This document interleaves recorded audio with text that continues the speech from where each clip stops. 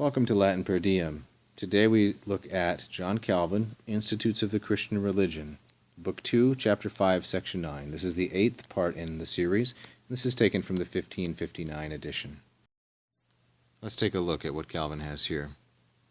He begins with, Quara et nos in eam Dei investigationem incumbere decet, quae sic suspensum ad miratione ingenium teneat, ut efficaci sensu penitus simul afficiat.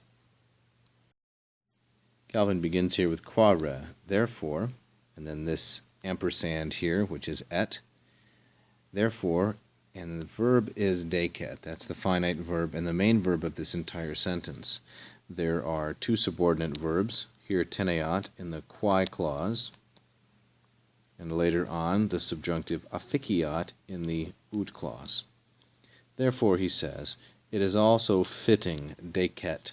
Now, decet uses this construction. Decet plus an accusative plus an infinitive. It is fitting that something do something else. The accusative engage in the activity of the infinitive. And really, this constitutes the subject of decet. So sometimes grammarians describe a verb as impersonal, and that is possible sometimes. For example, the verb pluit means it rains, and there is no subject. Other times, an entire clause can be the subject of a finite verb, as in this case, the subject of decet. The English word decent comes from decet. It's the third plural, really, of decet, and it means whatever is proper or appropriate or fitting.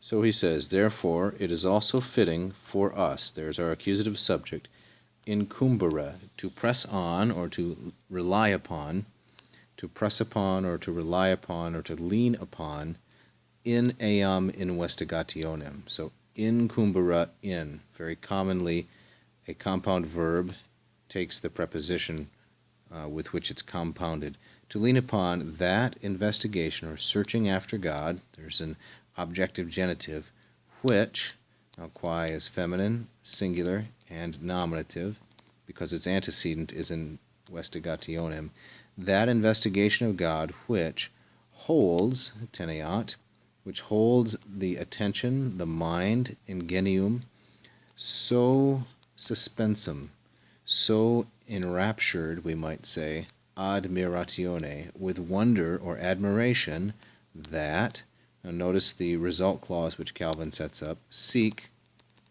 ut. This is very common. It does this so much that as a result, ut. And here we have ingenium as a neuter, singular accusative, objective teneat, and ingenium is modified by suspensum in the same gender, number, and case. Now the question is, why is teneat subjunctive? The answer is that teneat is subjunctive because this is a relative clause of characteristic, which so holds the mind gripped with admiration that as a result it produces, or it affects, we might say, it affects the mind, that's the implicit object, so I take it to be, it infects the ingenium, at the same time, simul, deeply, efficaci sensu. Here is our ablative singular, this ablative of means, that it deeply affects the mind at the same time with a productive or efficacious feeling or perception.